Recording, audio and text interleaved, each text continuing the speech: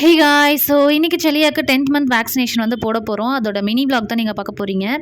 9th month முடிஞ்சு 10th month ஸ்டார்டிங்கில் வந்து வேக்சின் போட்டுக்க சொல்லி லாஸ்ட் விசிட்டில் வந்து சொல்லியிருந்தாங்க.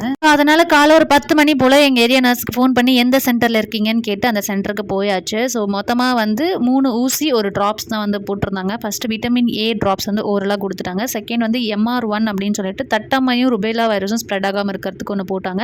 அதுக்கப்புறம் PCV பூஸ்டர், அந்த நிமோனியா வந்து வராமல் இருக்கிறதுக்காக 2 டோஸாக போடுறத பூஸ்டர் ஊசின்னு சொல்லிட்டு அது ஒன்று போட்டாங்க.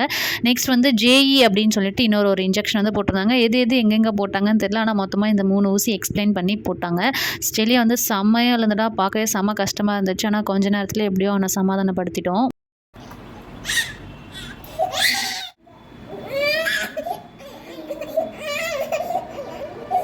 ஸோ இது எல்லாமே செல்லையோட நல்லதுக்காக தான். அதை ஃபீல் பண்ணுறதுக்கு எதுவுமே இல்லை. அவனே கொஞ்சம் நேரத்தில் நார்மல் ஆகிட்டான். இந்த டைம் ஃபீவருமே எதுவுமே வரல, ரொம்ப நார்மலாக தான் இருந்தான்.